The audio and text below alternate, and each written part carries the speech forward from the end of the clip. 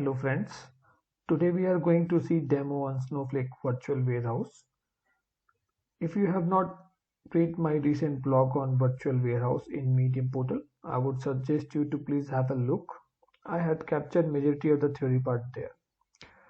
Today in the demo, we would like to cover 7 major part. First of all, we would see how to create a virtual warehouse in Snowflake using SQL syntax. Then we will see how to create a virtual warehouse using GUI and how to modify the virtual warehouse in GUI. Then we will see how to transfer the ownership from one role to another. Then we will see how we can drop the warehouse if we don't want. Then we will see how we can modify the cluster for a multi-cluster setup while the query is running. And then at the same time, we will also resize the warehouse while query is running. So let's start with the demo. So here is the code. I have already kept all the code pre-ready so that we will save time on this. This is the syntax to create a warehouse using SQL syntax. The code is very simple. First is create warehouse name with warehouse size. So basically you have to provide the t-shirt size, whether it's extra small, large, extra large, or up to 4XL. Then there is a parameter to provide the auto suspend mode, which is in seconds. Basically this means like 300 means 5 minutes of inactivity. If there is no activity on by using warehouse for 5 minutes, the warehouse will go into auto suspend mode. Auto resume true false. Basically true means like if I will execute a query and if warehouse is not in active mode or running, it will auto resume. I don't have to go and enable the warehouse. Min cluster count and max cluster count comes under scaling policy configuration. Basically this decide whether you are using a maximize mode or a auto scale mode. So if both the parameter are having the same value, say 1 and 1 or 2 or 2, it means your warehouse is defined in a maximize mode. So the moment you will start this warehouse, all the cluster will start at the same time. But in case you will provide a different number, in this case minimum is 1, maximum can be up to 10. In that case it is auto scale mode. So it will start with 1, and the moment where Snowflake will feel like the load is more and you need to scale as per the scaling policy, it will scale up one more cluster based on the workload you have. Now comes the scaling policy. Basically we have two different scaling policy. One is economy, one is standard. So I would like to take a few moments to explain you, because this is very important and this is also going to impact your cost.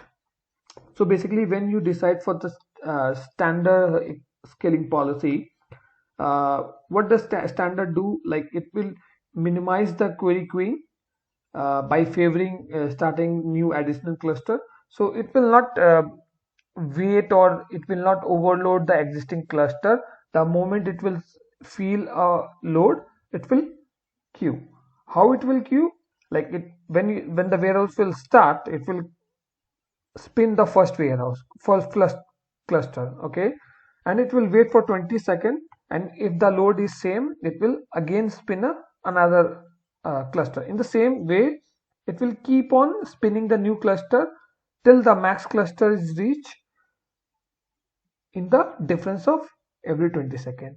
In the same way, when your load is decreasing, it will check for 2 to 3 rounds, and if the load is gone down, it will start spinning off the cluster which is not required and distributing the load between the existing. And this check of 2-3 check will be done within an interval of 1 minute. Now when you come with a scaling policy of economy, what does it do? Like it will conserve the credit by favoring on running the existing cluster and not spinning the new cluster, and it will try to see that the existing cluster is 100% utilized and there is no more space left, there is no more resource left to utilize more on the existing cluster, and then it will start spinning new cluster. Now the mode on which it will decide is it will look for the possibilities of spinning new cluster every 6 minutes. In case of standard it was 20 seconds. In case of economy it will be 6 minutes.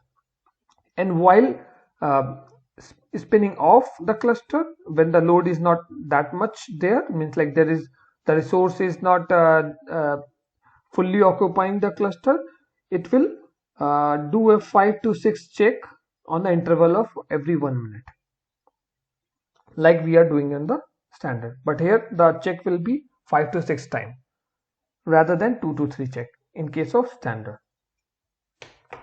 So if I and the last one is the comment, and which is the user defined comment. You can provide what is the purpose of this warehouse, and as of now you can see there is no warehouse selected, but the moment I will create, this warehouse will get selected over here. See, warehouse xScale. If I go on warehouse tab, now you can see there are two warehouse. One is on started mode, and one is which is pre-created, so on suspended mode. So now we will go ahead and see how we can create the warehouse from GUI. So to create a warehouse from GUI, you have to click on warehouse tab, then click on create. This will open a pop-up window. Here you can provide the warehouse name. So I will make it maximized. So I will select for the size of small, and I will provide the maximum size of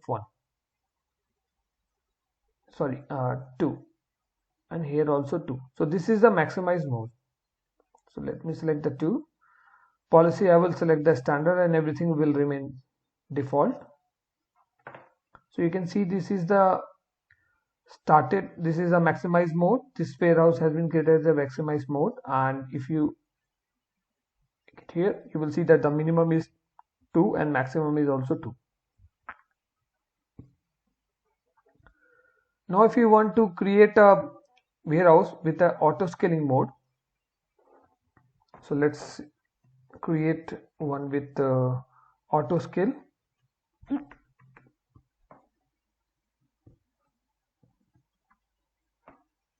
Auto scale, I will keep it to small again. Here I will provide minimum is 1, maximum is 2, and rest everything I will keep it as a default. So we'll see this is created as a auto scale mode. Now we have seen how to create the warehouse from GUI. Let's see how to modify the warehouse. So say if I want to modify the warehouse using GUI, and I want to change the maximum cluster to 5. How can I do that? I can do it like this and click on finish. So now if you go here and see, it has been changed from 2 to 5. Now say if I want to transfer the ownership of an existing warehouse to public rule, so I have to just click on transfer ownership. Because I have created warehouse from sysadmin, so I can just go beyond, I can choose from the public from the drop down list, and if I click on finish, it will transfer the ownership from sysadmin to public. Here you can see that the ownership has been changed to public. Now if I want to drop the warehouse, that like I don't want this warehouse anymore, I can just click here and click on drop. Yes, I also don't want this one, so I will click here and I will click on drop. Yes.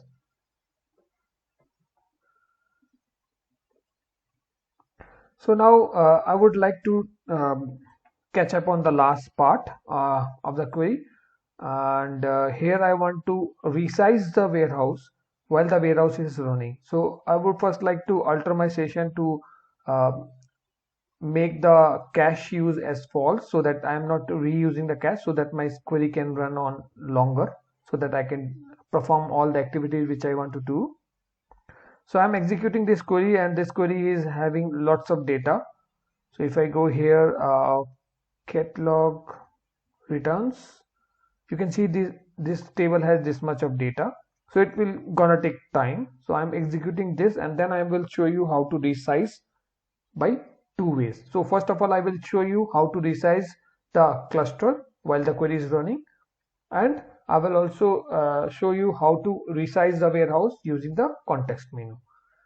So first of all, let me execute this query. So here, if I open the open history, you will see that the query is running. Now I will go on warehouse tab. You can see that currently WHSQL is getting used.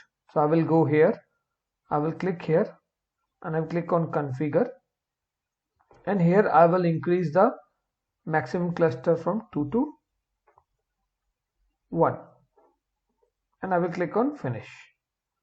So you can see that now the warehouse has been modified from auto scale to maximize mode, and still my query is executing. Now if you don't want to change the maximum or minimum cluster, you just want to resize your warehouse size, that means vertical scaling, you can go here, you can click on resize, and you can change from extra small to small, and then just click. Now you can see that the warehouse definition is changed from extra small to small. If you come here on the warehouse tab to further confirm, you can click here, and you can see the size has been changed from extra small to small, and the cluster size is on maximize mode. So that's how you can create the warehouse. You can modify the warehouse, and creating a warehouse is not a charge one. Like, you can create as much as you can.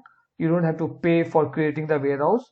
The warehouse will get charged only when you are using the warehouse for any purpose in the Snowflake. Hope you have liked the video. If yes, please subscribe to my channel or like my video. Thank you.